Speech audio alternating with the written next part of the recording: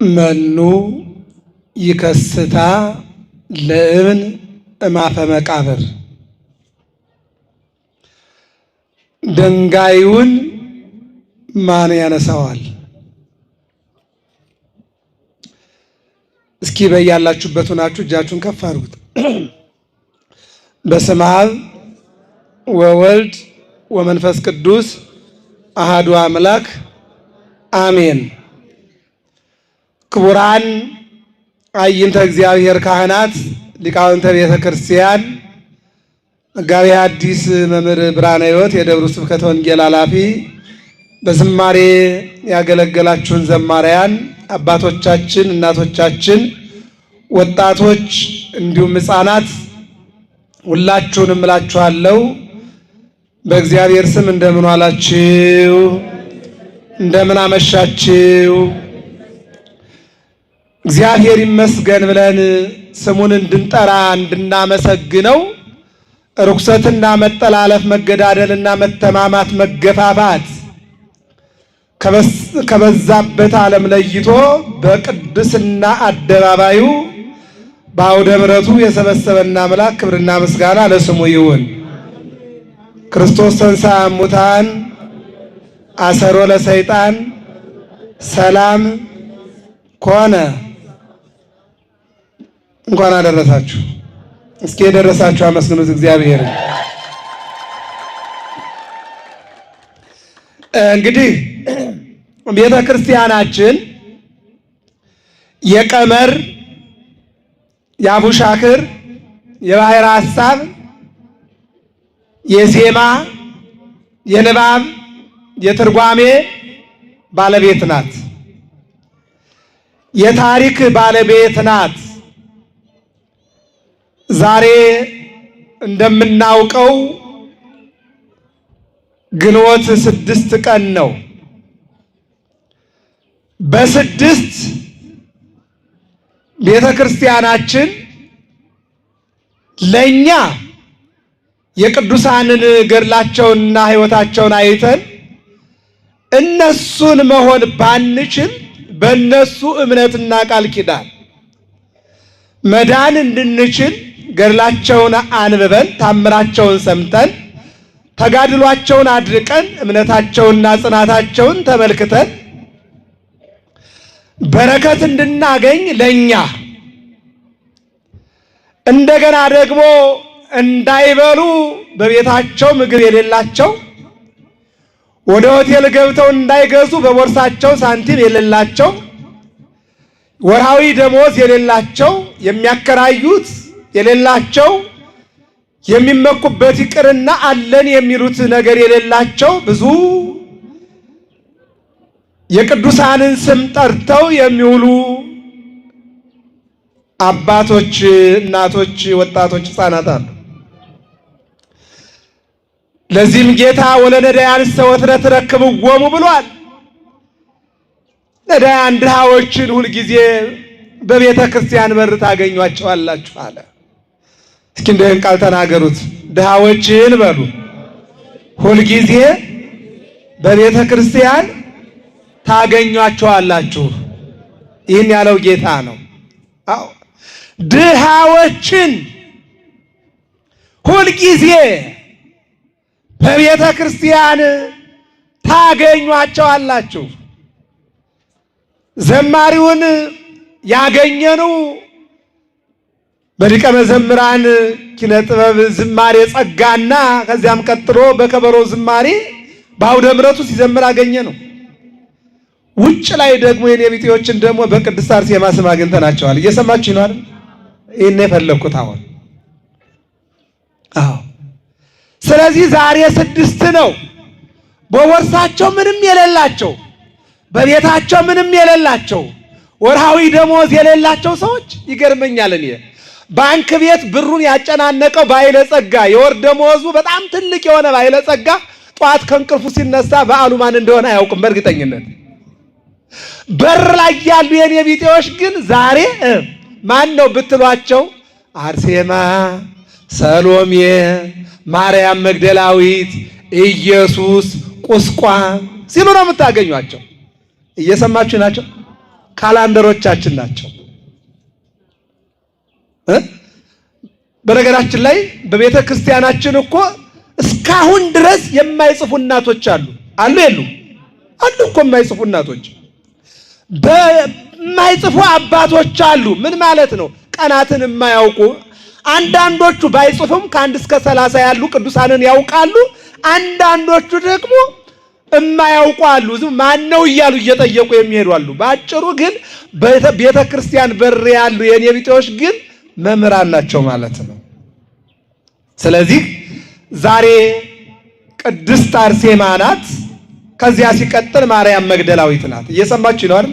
ከዚያ ሲቀጥል ደግሞ ኢየሱስ ክርስቶስ ኢየሱስ ብለን፣ ከዚያ ሲቀጥል ደግሞ ቅድስት አርሴማ ብለን፣ ከዚያ ስንቀጥል ደግሞ እንደዚህ ብዙ ቅዱሳን አሉ። ወደዚያው ቁስቋም እያልን ቁስቋም ተራራማ እንላለን። የትምህርት የመሰረታዊ ዓላማ ግን 3 ነገሮችን ያማከለ ነው። ስንት ነገሮችን? 3 ነገሮችን። አንደኛው ትንሣኤውን ነው። ከትንሣኤ የሚበልጥ ይህም ባለ 50 ከትንሣኤ የሚበልጥ በዓል የለንም። እየሰማችሁ ነው አይደል? የክርስቶስ ትንሣኤ ነው ቁጥር 1 ማለት ነው። ቁጥር 2 ደግሞ ትንሣኤውን የመሰከሩ የትንሣኤው ምስክር የሆኑ ሴቶች ናቸው። ለዚሁም የመጀመሪያዋ ከቅድስት ድንግል ማርያም ቀጥላ በመጽሐፍ ቅዱስ ደረጃ ላይ ማርያም መግደላዊት ናት። በቤተ ክርስቲያናችን አስተምሮ ድንግል ማርያም ትቀድማለች። እየሰማችሁ ነው አይደል? ድንግል ማርያም ትቀድማለች።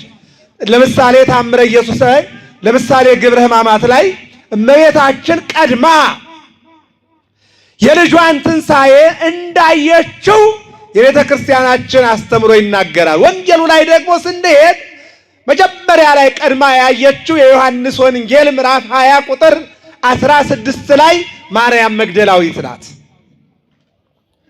ከዚያ ሲቀጥል ስምዖን ጴጥሮስ፣ ከዚያ ሲቀጥል 10ሩ ሐዋርያት በዝግ ቤት፣ ከዚያ ሲቀጥል ደግሞ በሳምንቱ ዳግም ትንሣኤ በምንለው 11ዱ ሐዋርያት፣ ከዚያ ሲቀጥል ደግሞ የኤማሁስ መንገደኞች የተባሉት እነዚያ ሁለቱ በሉቃስ ወንጌል ምዕራፍ 24 ከቁጥር 13 ጀምሮ የምናየው የወንጌል አገልግሎት እስከ 33 ያለው ማለት ነው።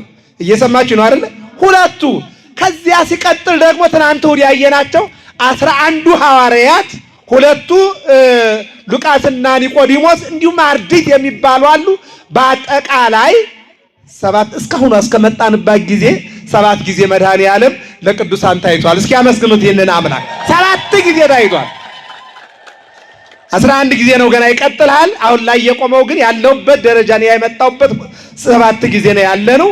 የትምህርት የመሰረታዊ ዓላማ እንዳልኳችሁ የተነሳውንና የትንሣኤ ምስክር የሆነችው ማርያም መግደላዊትን እንዲሁም ደግሞ ሴቶች ምስክሮች ናቸው ስንል ደግሞ ሶስተኛዋ ዓላማችን ቅድስት አርሴማ የመድኃኔዓለም የኢየሱስ ክርስቶስ የትንሣኤው ምስክር ናት። እኒህን ሶስቱን አሳይቻችሁ ትምህርቴን እጨርሳለሁ። እግዚአብሔር አምላክ እኔንም እናንተንም እንዲያስተምር መልካም ፈቃዱ ይሆንልን። እስኪ ሁላችሁም ርዕሱን ርዕስ ማለት ያው ራስ ነውና እሱን ከያዝኑ ሁሉ አይጠፋንም። እየሰማችሁ ነው አይደል? እስኪ ተናገሩ። ድንጋዩን በሉ ማን ያንሳው? እስኪ ተናገሩት። በዚህ ርዕስ ነው የምንነጋገረው። ብዙ ምስጢር አለ። አጠር አድርገን ነው የምንመለከተው። እግዚአብሔር አምላክ ሁላችንን የሚያስተምረን የማርቆስ ወንጌል ያው ለግንዛቤ እንዲረዳችሁ ምዕራፍ 16 ከቁጥር 1 ጀምሮ ስታነቡት ቃሉን ታገኙታላችሁ። እየሰማችሁ ነው አይደለ? ዓላማችን ምንድነው? አሁን ማን ያንሳው አለች።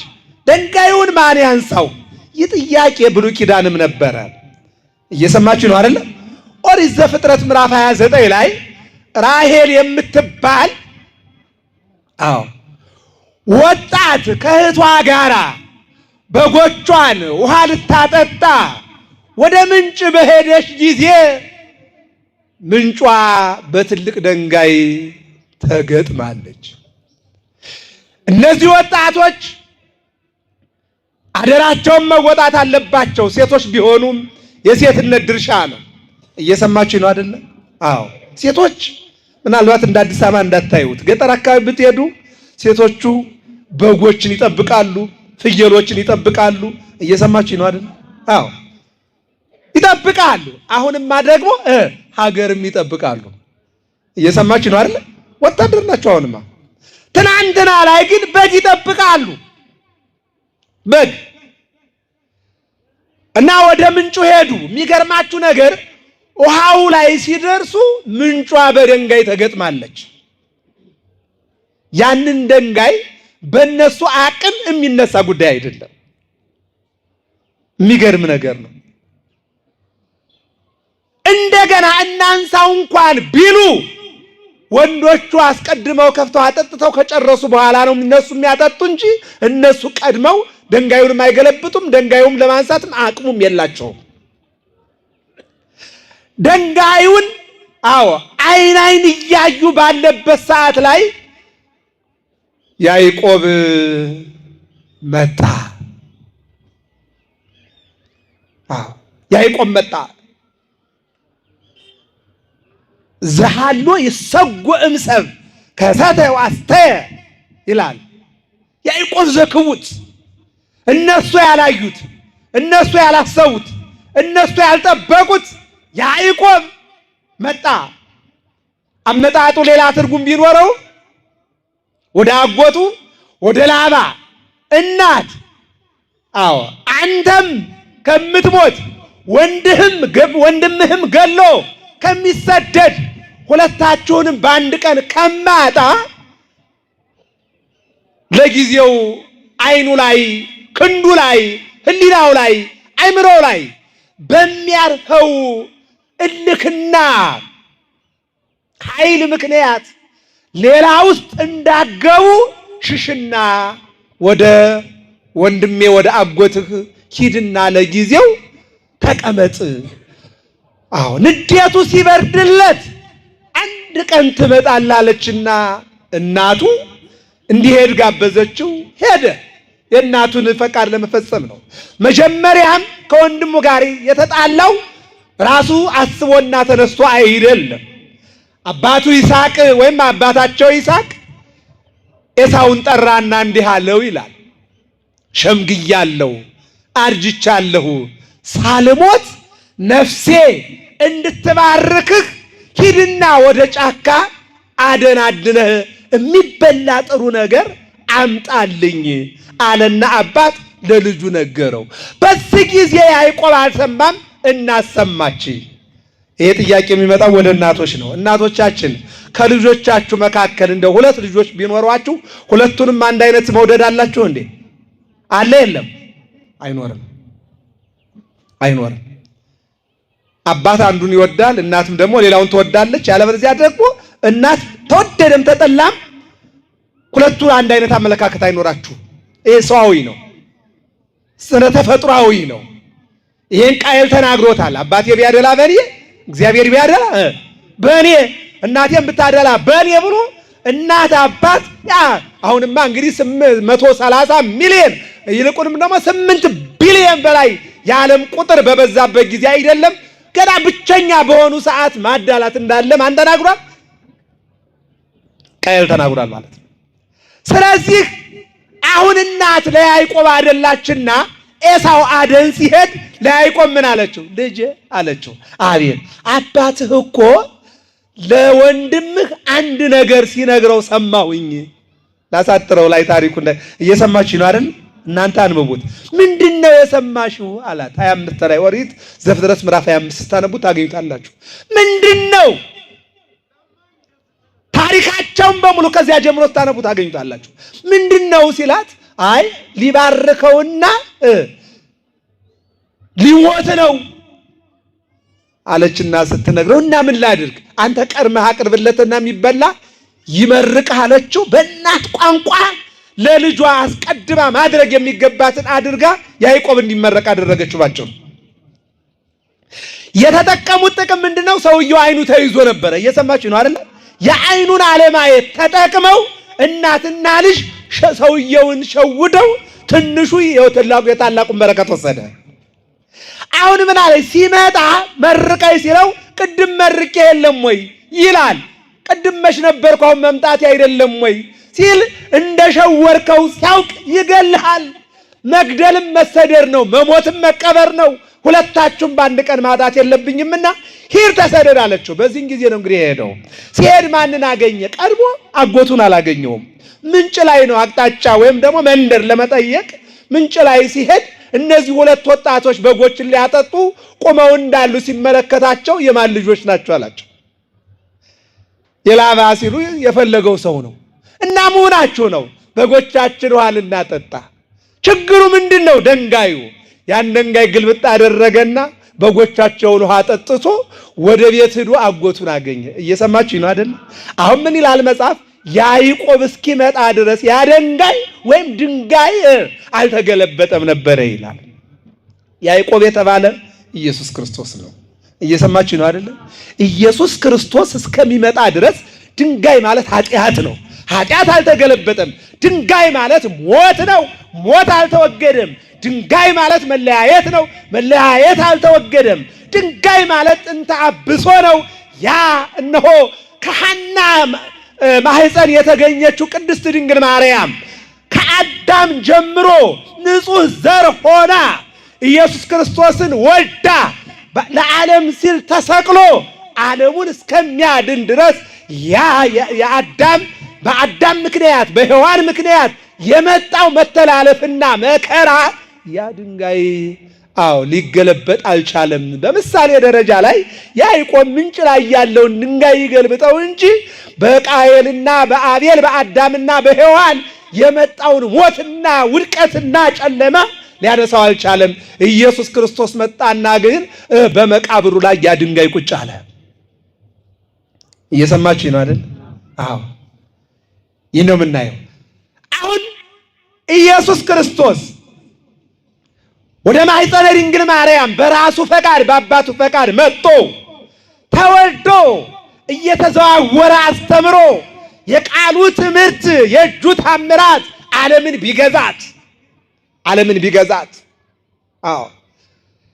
በምቀኝነት ተነስተው በጣም ብዙ ክስ ከሰሱት። በጣም ብዙ አንድ ሁለቱን ስናያቸው ሰንበትን ይሽራል ይላል። ማንን ይሽራል? እሱ ግን ምን አላቸው? አነ ውእቱ እግዚአ ለሰንበት ወአቡሃ ለምሕረት። የምሕረት አባቷ የሰንበት ጌታዋ እኔ ነኝ። ቀጠሉ። ንስትወ ለዝንቱ መቅደስ ወአነ አነሶ በሳልስት ዕለት። ይህን ቤተ መቅደስ አፍርሱት።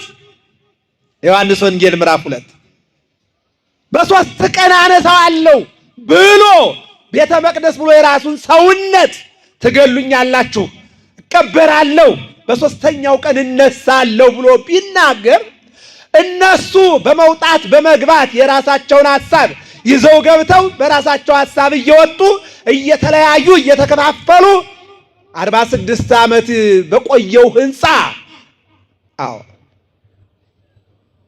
አስመስለው አባቶቻችን 46 ዘመን ደክመው የሰሩትን የጨረሱትን በአንድ ቀን አፍርሼ በሦስት ቀን እንዴት ሰራዋለሁ ይለናል ብለው ይህንም ክስ አቀረቡት።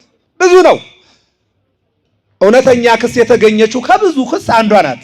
ስንት ነው? አንድ ብቻ ነው። ያው ራሱን የእግዚአብሔር ልጅ ያደርጋል። ይሄ እውነት ነው። ምክንያቱም ይህን ቅዱስ ጴጥሮስ መልሶታል። ማቴዎስ 16 ላይ አንተ ውእቱ ክርስቶስ ወልደ እግዚአብሔር ሕያው፣ አንተ የእግዚአብሔር ልጅ እግዚአብሔር ነህ። በቅዳሴው ላይም እግዚአብሔር እግዚኦ ኢየሱስ ክርስቶስ፣ እግዚአብሔር የተባለው ኢየሱስ ክርስቶስ ራሱ እግዚአብሔር ነው ይላል።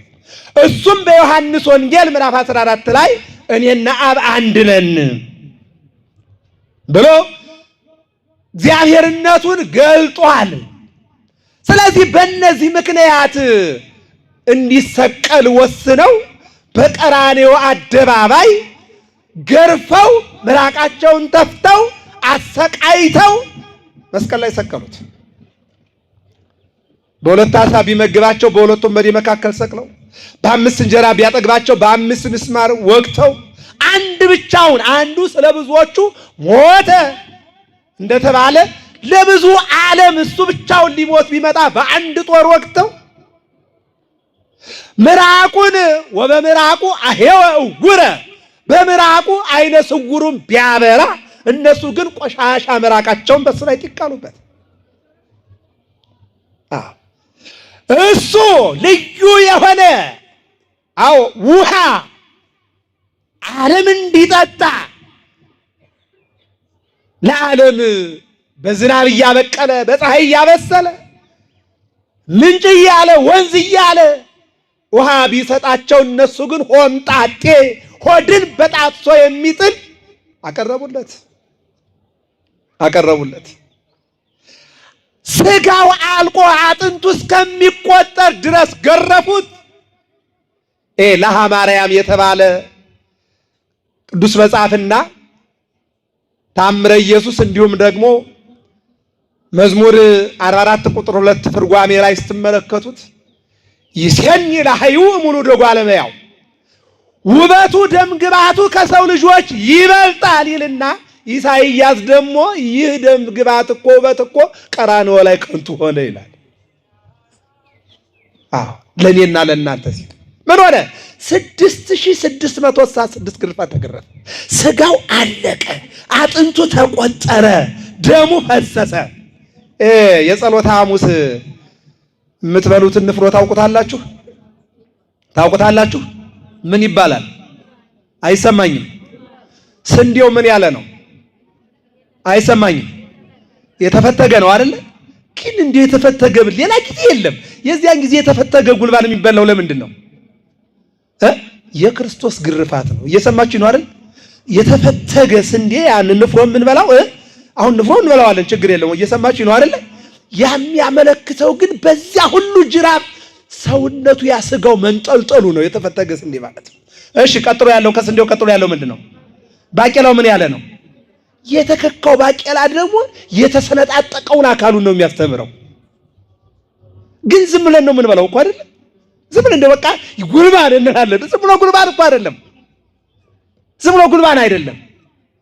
በጅራፍ የተገረፈ ያ እየተዘዋወረ ሲያስተምር 5000 ህዝብ የአምስት ገበያ ህዝብ ይከተለው ነበር ይልና አምስቱም ክፍል የራሱ የሆነ ግሩፕ አለው ይልና አምስት ወይም ምልክት ወይም ደግሞ አምስት ጥያቄ ያለው ወይም አምስት አመለካከት ያለው ነው ይልና አንዱ ከሚከተሉት አንዱ ሊበላ፣ አንዱ ሊድን፣ አንዱ ድንጋይ ሊወረውር፣ አንዱ ሊከስ፣ አንዱ ምልክት ፈላጊ ወዘተ ከሚለው አንደኛው መልኩን ለማየት ነው የሚለው። ምኑን ለማየት?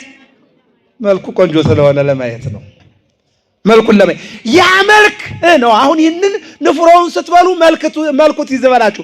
መልኩ ትዝ ሲላችሁ 6666 ግርፋት ተገርፎ ስጋው አልቆ ደሙ ፈሶ አጥንቱ ቀርቷል። እንደገና ባቄላውን ክክ ስታዩት ደግሞ አጥንቱ አልተሰበረም እንጂ የነብዩ ቃል ይፈጸም ዘንድ ነገር ግን ተጨርቷል፣ ተሰነጣጥቋል።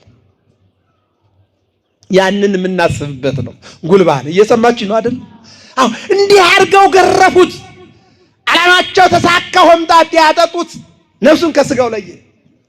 ከለየ በኋላ ዮሴፍና ኒቆዲሞስ የሚባሉ ቅዱሳን መጡና ከመስቀል ላይ ወርደው ቀበሩት። እዚህ ላይ ነው ደንጋዩ የሚመጣው። እንግዲህ ቀብረው ወደ ቤታቸው ሄደው ሁሉም በየዛፉ ስር በየዋሻው በየጥሻው ቁጭ ብለው በቅርብ ያሉትም እነሳለሁ ብሏልና እያሉ ከሐሙስ ጀምረው የጾሙ አሉ፣ ከዓርብ ጀምረው የጾሙ አሉ። ባጭሩ ግን አምላክ መቃብር ውስጥ አድሮ ይሄ ቅዱስ ያሬድ ሊቁ እንዲህ ይላል፣ ዘሰባቱ ኃይለ ሰማያት ሀደረ ውስተ ልበ ምድር ይላል። ሰባቱ ሰማያትን ይልቁንም ኃይለ ዓለማትን የፈጠረ አምላክ በመቃብር ማህፀን አደረ። በድንግል ማርያም ማህፀን ማደሩ ምን ይደንቃል? አምላክ በፈጠረው ማህፀን ቢያድር፣ አምላክ በሰራው ቤት ቢያድር፣ የሚገርመው ግን እነሆ አምላክ በመቃብር 3 ቀንና 3 ሌሊት ማደሩ ነው። ወዳጄ አደረ ይላል። አስተውሉ። በዚህ ጊዜ ሁሉም እያለቀሱ እያነቡ፣ በተለይ ስለ ድንግል ማርያም ሲናገር የላህ ማርያም ያንን አይታማ ትጠግበው ልጇን፣ አዝላማ ትጠግበው ልጇን፣ አጥብታማ ትጠግበው ልጇን፣ መልኩን አይታማ ትጠግበው ልጇን፣ ሰው እንዳያይባት የምትሸፍነው ልጇን ቀና ብላ መስቀል ላይ እንዴት ትየው?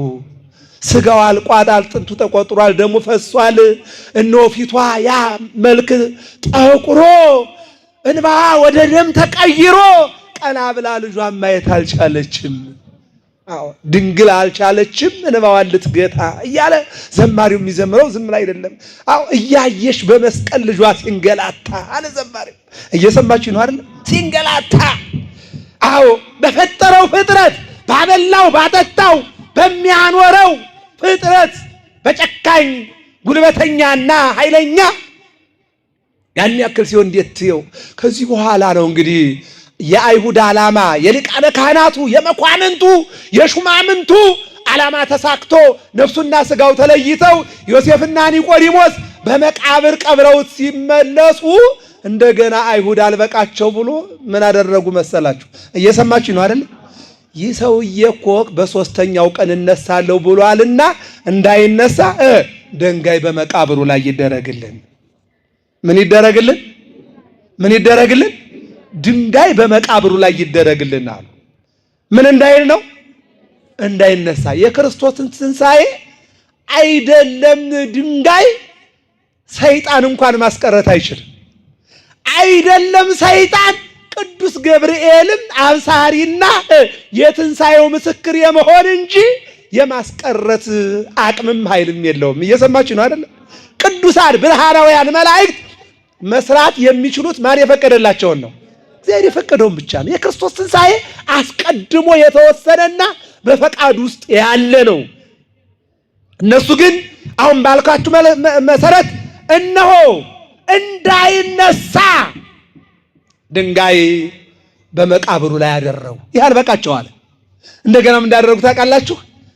ሄዱና ለጲላጦስ ደግሞ አይ ድንጋዩ ብቻ ይበቃልን፣ እነሆ በ400 ዘበኛ ይጠበቅልን። በስንት መቶ? አይሰማኝም። በ400 ዘበኛ ይጠበቅልናል። አቀብተ መቃብር አይለፈርም ነው። በ400 መቃብር ጠባቂዎች አለ። እንደውም ይሄ መልካ ኢየሱስ ላይ ሰላም ለትንሣኤ ከምድረ ዕለታት ክሌ አቀብተ መቃብር አይላፍ እንበለ ይስሙ ቀርነ ጽጓዬ ይላል።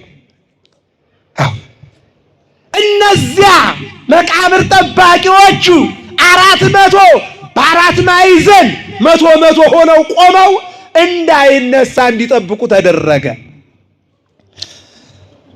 እንደተናገረው የኔና የናንተ ጌታ በቤተልሔም በሌሊት የተወለደው፣ በዮርዳኖስ በሌሊት የተጠመቀው፣ በጎልጎታ በመንፈቀ ሌሊት በራሱ ኃይልና ስልጣን ወተንሳይኩ በስልጣነ ባይትቴ እንዲል በራሱ ኃይልና ስልጣን ድንጋይ አንሱልኝ፣ መቃብር ክፈቱልኝ፣ መግነዝ ፍቱልኝ ሳይል የኛ ጌታ በመንፈቀ ሌሊት እንደተናገረው ተነሳ። ክብርና ምስጋና ለመድኃኒዓለም ተነሳ። አሁን ማርያም መግደላዊት ልትመጣ ነው። እዚህ በኋላ እየሰማችሁ ነው አይደል? ማርያም መግደላዊት ልትመጣ ነው። እንግዲህ እዚህ ናት ዛሬ 6 ቅድስት ማርያም መግደላዊት፣ ቅድስት አርሴማ፣ ኢየሱስ ክርስቶስ። አሁን እዚህ በኋላ ያለው እንግዲህ ታሪክ አጭር ነው። እየሰማችሁ ነው አይደል? መነሻው ማየት መጣች። እዚህ በኋላ ማናት? ማርያም መግደላዊት። እንዴት የሚገርማችሁ ነገር ባለውለታዋ ነው። ምንዋ ነው? ባለውለታዋ ነው። እቺ ሴትዮ 7 አጋንንት እስመ ሁልቆ ምንድነው? 7 ቁጥር በዕብራውያን ዘንድ ፍጹም ቁጥር ነው። እስመ ሁልቆ ሳበ ፍጹም በዕብራውያን ፍጹም በሆነ የአጋንንት ሰንሰለት ታስራ አሽክላ ውስጥ ገብታ ማነቆ ውስጥ ገብታ የኖረች ሴት ናት። ኢየሱስ ክርስቶስ መጣና 7ቱንም አጋንንት ከደሙ አውጥቶ ነፃ አደረጋት። ክብርና ምስጋና ለመድኃኒዓለም። ነፃ አደረጋት። የሚገርማችሁ ነገር ነው።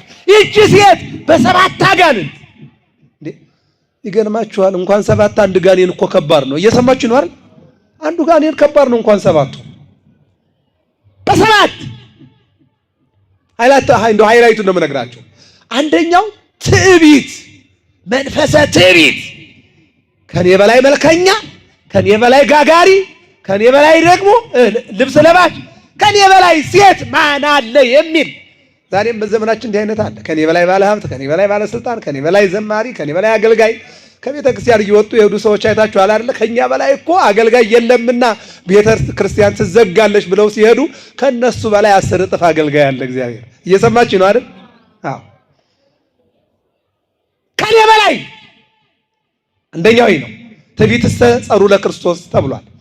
ትዕቢት ፈርዖንን አይታችኋል። ዘጸአት ምዕራፍ 5 ላይ እግዚአብሔር ማን ነው? ኃይሉ እንደ ኃይሌ፣ አቅሙ እንደ አቅሜ፣ ጉልበቱ እንደ ጉልበቴ፣ ሰራዊቱ እንደ ሰራዊቴ ይሆናል ወይ? የማላውቀው እግዚአብሔር እኔን ሊያስለቅቀኝ አይችልም። 600 ሺህ እስራኤላውያን ከኔ ከወጡ ማን ለኔ ይገዛል ብሎ እምቢ ሲል እግዚአብሔር ማን እንደሆኑ ትዕቢቱን በኤርትራ ባህር አስተነፈሰለት። እየሰማችሁ ነው አይደል? እግዚአብሔር እንዲህ ነው። ናቡከደነጾርን አይታችሁታል። ማን ነው እግዚአብሔር ሲል እንደ እሪያ እንደ አሳማ ሳርና ቅጠል እንዲበላ ነው ያደረገው። ሄሮድስን አይታችሁታል። ማን ነው እግዚአብሔር ብሎ ሕፃኑን ቢያሳድድ ቅዱሳንን ቢያሳድድ ቅዱስ ገብርኤልን አልሰማ ቢል ራሱን እየበላ እያኘከ እንዲሞት ነው ያደረገው። እግዚአብሔርን የሚገዳደር የለም። እግዚአብሔር ግን ታጋሽ ስለሆነ ዝም ብሎ ይመለከታል። በአጭሩ አንዱ ትዕቢት ነው። ሁለተኛው ደግሞ መንፈሰ ቅናት፣ ቅንቅን። ዛሬ ትዳር እየፈታ ያለ፣ ዛሬ ጎረቤትና ጎረቤት ጓደኛና ጓደኛ እያራራቀ ያለ ቅናት። ሰው መቼም ብዙ ቅናቶች አሉ፣ ነገር በሁለቱ ይጠቃለላሉ፣ መንፈሳዊና ሰይጣናዊ ቅናት።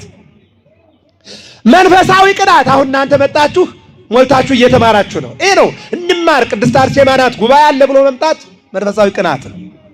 መንፈሳዊ ቅናት።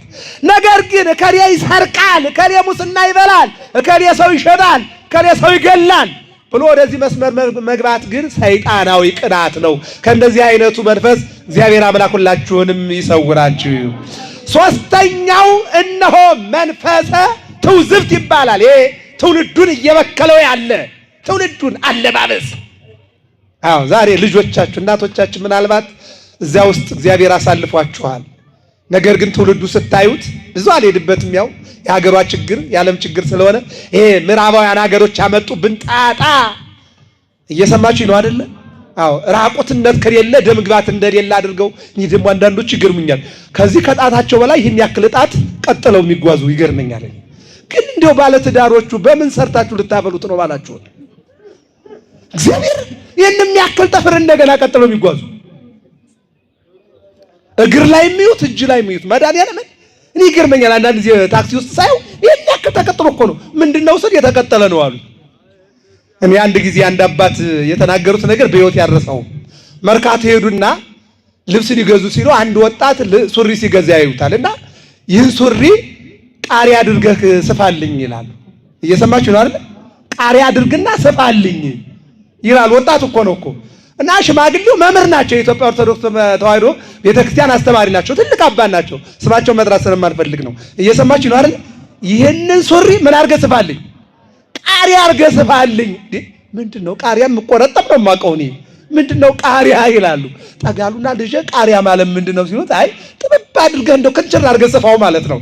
ወይ ጣጣ! ለካም ልጆቻችን ቃሪያ በልተው ቃሪያ ለብሰው ነው እየተቃጠሉ ያለቁት። እና አሁን ትውዝብት ያለባበስ ችግር፣ ምንዝርጌጥ፣ ራቁትነት እዚሽ ጋር የሆነች ነገር ብቻ አጣብቆ ሌላውን ራቁት። በጣም የሚያሳዝን እኮ ነው እናንተ። ይህ ካልሆነ መልክ የለሽም፣ ይህ ካልሆነ ውበት የለሽም፣ ይህ ካልሆነ የሚያገባሽ የለም የተባለ ምስል። ኧረ ወደ ወንዱን እንደው ምናልባት አንተ እንደው መላጣ ስለሆንክ ነው እንዳትሉኝ እንጂ ዊግ ቀጥሮ የሚጓዝ ወንድ እኮ ሞልቷል እኮ እዚህ ጋር አይደል እንዴ? የአንድ ይህን የሚያክል ዝሞ አንሸርጎ የሚሄድ ይገርመኛል። ምንዝርጌጥ ይሄ በማርያም መግደላዊት የነበረ መንፈስ ነው አይደለም እንዴ? ኔታ በማርያም መግደላዊት ላይ የነበረ መንፈስ ነው እንጂ ይሄ ቅድስና አይደለም። ይሄ ወጣትነት መለኪያም አይደለም። ይሄ ኃይል መለኪያም አይደለም። ይሄ የውበት መለኪያም አይደለም። እርኩስ መንፈስ ነው። ቅድስት አርሴማ ጸበል ተጠመቅና አውጣው። ይውጣልህ። ካልወጣልህ ችግር ነው። አዎ ስለ እባብ ታሪክ ታውቃላችሁ? እባብ ያረጃል። ሲያረጅ በስቁረተ እብን ይላል ወይም በስቁረተ እጽ ይለዋል። በዚያ መካከል አልፎ ሲሄድ ላይ ያለው የሸመገለው አካሉ ይቀርና እንደገና ወጣት ይሆናል ይላል። ስለዚህ ወዳጆች እንዲህ አይነት መንፈስ ካለባችሁ አው ወደ ድንጋይ ውስጥ መግባት ወደ እንጨት ውስጥ መግባት አይጠበቅባችሁም። ንስሐ ግቡና ተጠመቁና አስወግዱት። እግዚአብሔር አምላክ ይፈውሳችሁ። አሜን በሉ። አራተኛው መንፈሰ ዝሙት ነው። ዝሙት የዝሙት ጠንቅ ከባድ ነው። እንደ አንድ ጥቅስ ብቻ ነው የምጠቅስላችሁ። ይሄ በአንደኛ ሳሙኤል ምዕራፍ 4 እና 5 ተመለከቱ። የኤሊ ልጆች በሶስት ነገር እግዚአብሔርን በደሉት ይላል ታሪክ። አንደኛ የካህን ልጆች ናቸው። በቤተ መቅደስ ውስጥ በአባታቸው እንዲተኩ የሚጠበቁ ልጆች ናቸው። አንዳንድ ጊዜ መሬት ሲያረጅ ምን ያበቅላል የሚባል ነገር አለ። እየሰማችሁ ነው አይደል? አሁን በእውነት ይሄ ልጅ አቶ ከሌ ልጅ ነው፣ የወይዘሮ ከሊት ልጅ የምትመጸውት ደግሳ የምታበላ የምትሰጥ እንዴት ሌባው ከየት መጣ የምትሉበት ጊዜ እኮ አለኩ። እና የካህኑ ልጆች በመጀመሪያ እንደዚህ የሚበራውን ዘይት ደፉ፣ መብራቱን አጠፋ፣ አያስፈልግም ብለው በቤተ መቅደሱ መገልገያውን እኮ ነው።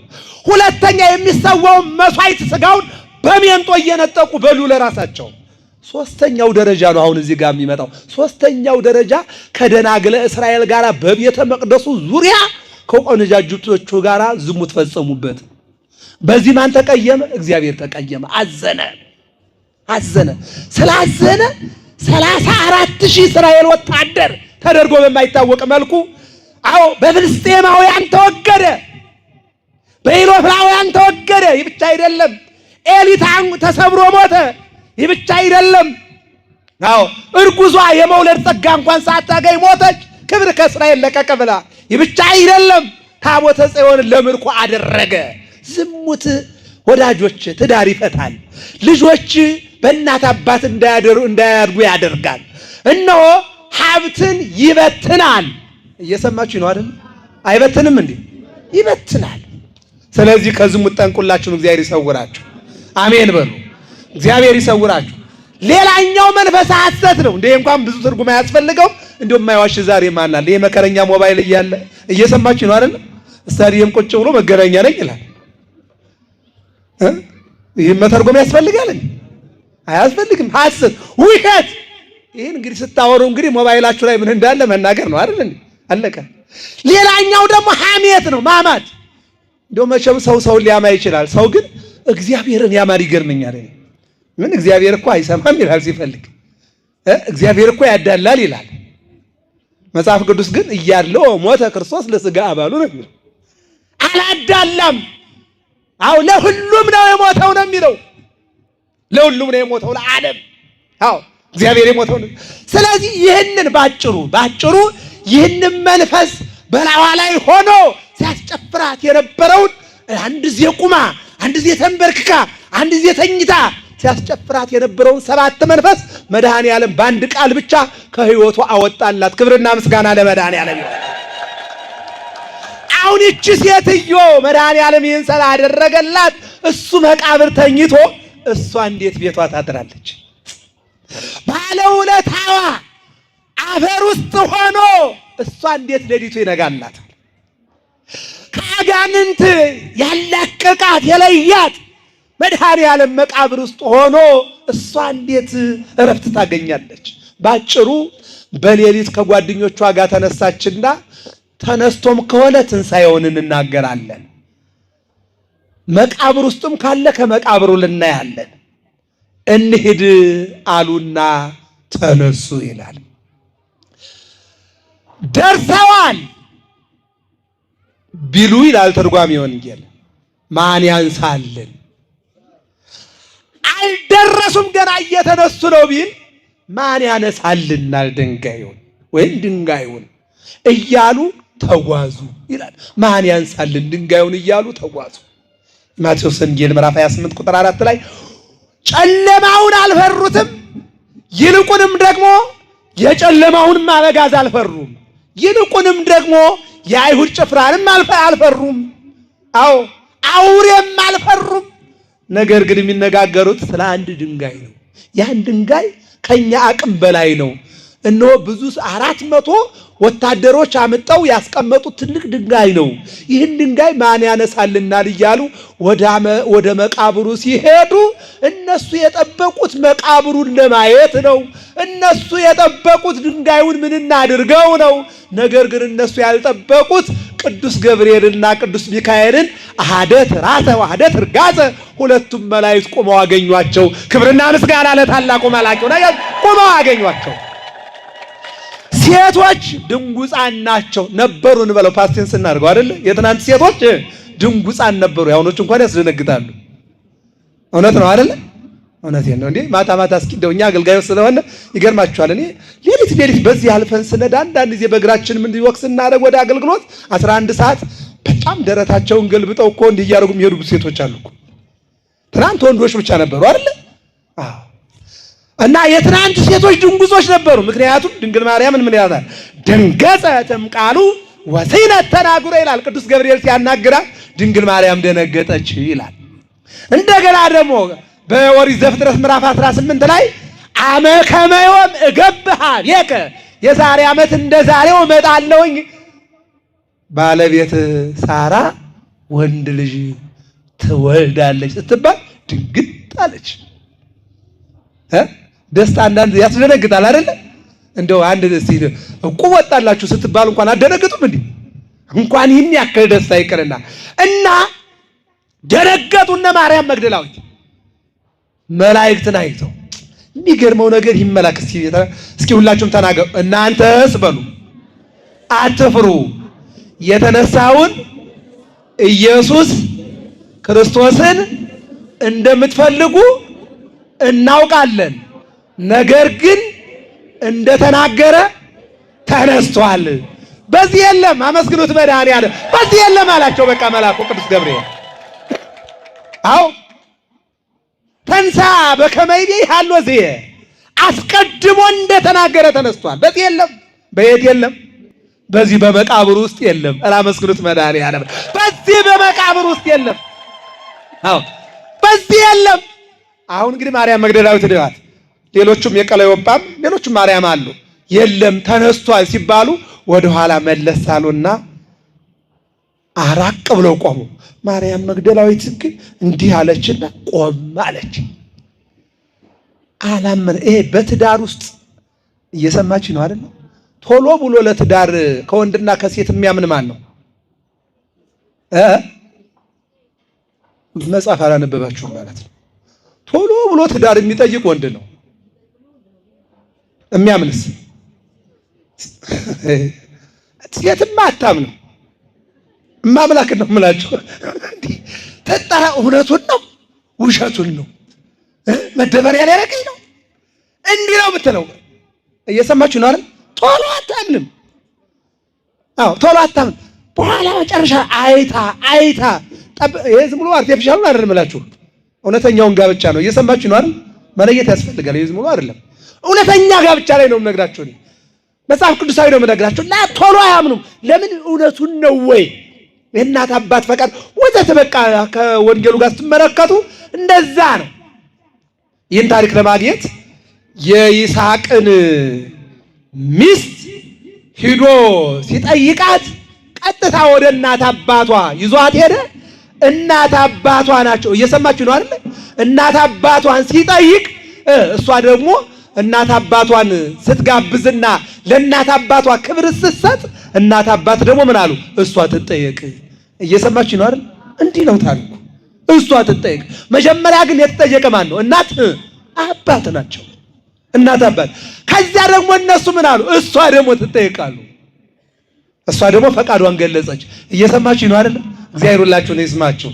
አዎ አሁን እዚህ ጋር እንጨርሰው ይህንን ታሪክ። ሴት ቶሎ አታምንም። አሁን የፈለኩት ነጥብ ያ አይደለም። ደግሞ ካመነሽ በኋላ የፈለገ ቢበድላት እየሰከረ እየመጣ እየደበደባት ታግሳ ነው ትዳሯን የምታፈርሰው። ባልዚያ ታፈርሰው። ወንድ ግን መጀመሪያም ለማግባት ወድጄሻለሁ ላግባሽ ይላል። መጨረሻ ላይ ደግሞ ትናንትና በሜካፕ ያያት አንድ ቀን ደግሞ ያጠፍቶ ቢያያት ደግሞ ውይ አንቺ ነሽ እንዴ በይሻው ደህና ወይ አይደለም? እንደዛ እኮ ነው እኮ። አሁን የፈለኩት ግን አሁን የሚነጥብ አይደለም። ማርያም መግደላዊት አንቺ ወንዱም ባታምኚው ሰው ስለሆንሽ አንተም እሷም ባታምናት ሰው ስለሆንክ ነው። የሚያስገርመው ግን ማርያም መግደላዊት ቅዱስ ገብርኤል ተነስቷት ሲላት አላመነችው። ነጥቡ ይሄ ነው። እዚህ ጋር እየሰማችሁ ነው አይደል? አላመነችው። ምን አለ? ቆመች። አሁን ሌላ ነጥብ ሊመጣ ነው። ቅዱስ ገብርኤል ሊያሳምናት ነው። ወአንኰርኰራ ለይእቲ ወነበረ ዲቢሃ ዐቢይ መልአክ። ሊያሳምናት ድንጋዩን ገለበጠው። ይህ መልአክ እስኪ አመስግኑት። ይሄ ነው እንግዲህ ተገለበጠ ድንጋዩ። የአዳምና ሔዋን ድንጋይ የተገለበጠው አልሆሲሶ በእዝና ኩሎ ዘለሃኮ ነገራ ምንጭ ላይ በቤተ መቅደስ በቤቷ ትጸንሲ ትጸንሻለሽ፣ ትወልዲ ትወልጃለሽ። ካንቺ የሚወለደው እነሆ ኢየሱስ ይባላል። የዓለም መድኃኒት ነው። በመስቀል ተሰቅሎ ዓለሙን ያድናል። በሔዋን ምክንያት ሞት መጥቷል። በአንቺ ምክንያት ድነት መጥቷል። በሔዋን ምክንያት ጨለማ ነግሷል። በአንቺ ምክንያት ብርሃን ይነግሳል። እነሆ በሔዋን ምክንያት ውርደት መጥቷል። በአንቺ ምክንያት ከፍታ ይመጣል። በሔዋን ምክንያት ሰው ከደረጃው ወርዷል። በአንቺ ምክንያት ደግሞ ከአንቺ ሥጋ ለብሶ ወበውቱ ሥጋ ተሳተፍነ ምስለ ወልድከ ወኮነ ሀደ ሥጋ። ከአንቺ በሚነሳው ሥጋ ሰው ከውድቀቱ ሳይሆን ከትናንቱ ትናንት ሰው ነበረ። ዛሬ ደግሞ ሰው ከአንቺ መድኃኔዓለም ሲወለድ ሰው አምላክ ይሆናል። ክብር ይጨምራል። ክብርና ምስጋና ለእናታችን ይነገራል። አዎ ይነግሯታል። ቅዱስ ገብርኤል አሁን ላይ ደግሞ መጣና እነሆ በመጨረሻ ላይ በኢየሱስ ክርስቶስ ላይ በቅዱስ ሥጋው ላይ የነበረውን ድንጋይ ግልብጥ አደረገና ይኸውልሽ መቃብሩ ባዶ ነው አለና ሳያት። አሁንም አላመነችው።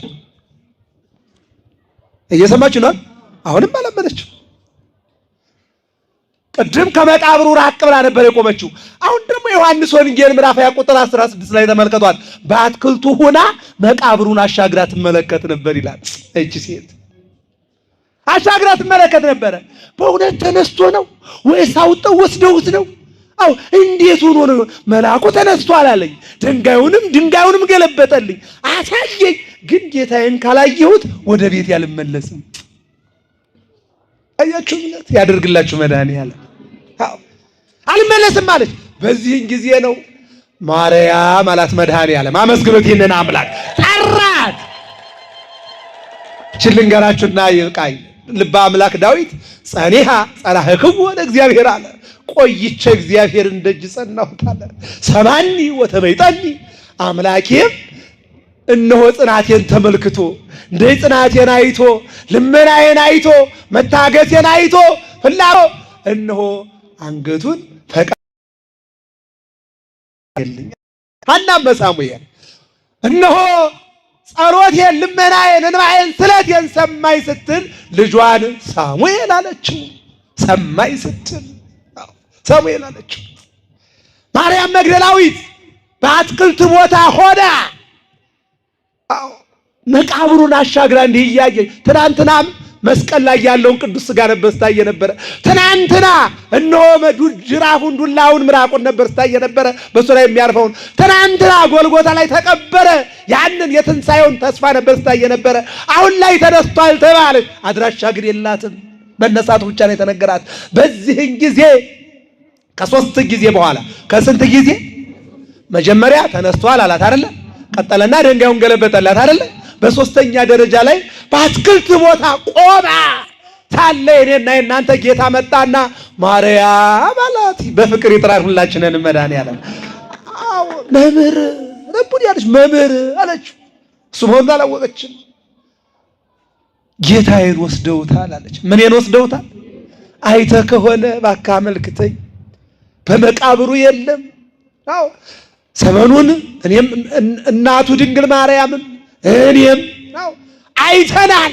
ነገር ግን እሱ ወዴት እንደሄደ አላውቅምና እባክህ ወዳጄ፣ እባክህ መምህሬ፣ እባክህ አቅጣጫውን ባለውለታዬ ነውና ለእኔ ያደረገውን ለማንም አላደረገውም። ስለዚህ ወዴት እንደሄደ አላውቅምና እባክህ ያለ አይተው ከሆነ አሳየኝ አላቸው። እኔ ነኝ አለና ክብሩን ገለጠላት። ክብርና ምስጋና ለመድኃኒዓለም። በዚህን ጊዜ ከደስታዋ የተነሳ ሩጣ ዘላ ጉልበቱን ልትስብና ልትጨብጠው ስትል አትንኪኝ አላት። ያው የቤተክርስቲያናችን ትርጓሜ እንግዲህ ያው ሴቶቹ የክርስቶስ ሥጋና ደም እንዳይነኩ በዚህ ነው እንግዲህ አስተምሮ የሚናገረው። እየሰማች ነው አይደል? አትንኪኝ አላት። ከዚህ በኋላ 33 ዓመት ከ3 ወር ከ10 ቀን ሰው ሁኜ ምድራዊ ጉዞ ከኃጢአት በስተቀር ተጉዤ ከዚህ በኋላ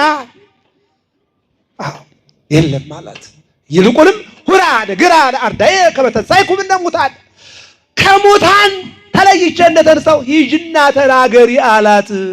ማርያም መግደላዊት ሄደችና ለነ ስምዖን ጴጥሮስ ተናገረች። ስምዖን ጴጥሮስና ዮሐንስ ወንጌላዊ መጡና ቅሽቅድምድሞች አሉ። በትርጓሜው ደረጃ ስናየው ፈጥኖ የደረሰው ዮሐንስ ነው። ያው ትልቅነት ስላለ ግን ለጴጥሮስ በአጻፋ ተነግሮለታል።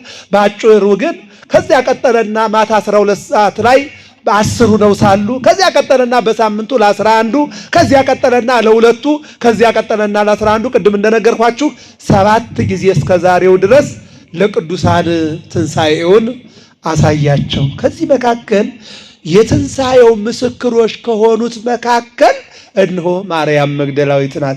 ለምን መቃብሩን በወንዶች ትንሣኤውን በሴቶች አደረገው ለሚለው ጥያቄ ደግሞ መቃብሩን ለመቅበር የታደሉት እነዚያ ዮሴፍና ኒቆዲሞስ ገንዘው እንዲቀብሩ አፈር እንዲያለብሱ ተፈቅዶላቸዋል ወንዶች። ሴቶች ደግሞ ትንሣኤውን እንዲናገሩ እንዲመሰክሩ። በትርጓሜያችን ላይ እንግዲህ የቤተክርስቲያናችን ታሪክ አንድ ነገር አለ እዚህ ጋር ነው። እየሰማችሁ ነው አይደለ? ሴቶች ብዙ ያወራሉ ትባላላችሁ መሰለኝ አይደለ? እስኪ ማርያም በሉ።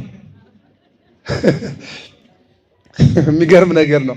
ሴትዮዋ ሚስቱ ወሬኛ ሆና አስቸግረዋለች ሰውየው እና እንደው ምን ልበልነች ሴትዮ ልመልሳት ይልና አንድ እንቁላል ከሱቅ ገዛ ይመጣና ከዚህ ከብቻዋ ሳድሮ ጧት ውዴ አላት። አሄት እንደው ጣጣ ችግርሽ የእንቁላል ነገር ነበረ። ከዚህ በኋላ አትቸገሪም፣ ሱቅም አትሄጂም። ይኸው ከዚህ ከብብት እኮ መድኃኒዓለም እንቁላል አመጣ ይላታል። እየሰማች ነው አይደል? አለችው። አዎ አጣና ሲያሳያት እዚህ ያደረ ነው፣ ትኩስ ነው አይደል? ትኩስ ነው። ግን እንዳትናገሪ አላት። ምን እንዳትይ? ተናገሪ ቢላት አትናገርም ነበረ። ምን አላት? እንዳትናገሪ አላት። በኋላስ ወደ ስራ ሄደ። ጠዋት እንደው አፍልታ የማታውቀውን ምንድነው የሚባለው ቡና ነው አይደል? ቡና ፈላችና ለጎረቤቶች ባለቤቴ እኮ ዛሬ 4 እንቁላል ጥሎ አደረ። ያችኛው አህዳ ደግሞ ቡና ፈላች። ወይ የወይዘሮ ከቤት ባለ እኮ 6 እንቁላል ጥሎ አደረ። በአንድ ቀን 20 እንቁላል አስጣሉ ሰውየው። አንድም እኮ አልጣለም እኮ።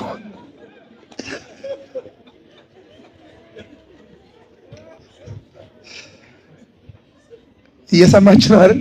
ስለዚህ የትንሣኤው ጉዳይ ምስክርነት ለሴቶቹ የተሰጠው ያው ወሬዋን ቶሎ ስለሚያዳርሷት ቶሎ እንዲዳረስ ነው የሚል ነገር አለ። ትልቁ ነገር ግን እግዚአብሔር ስለማያዳላ መቃብሩ በወንዶች ትንሣኤውን በሴቶች ያደረገላቸው ነው።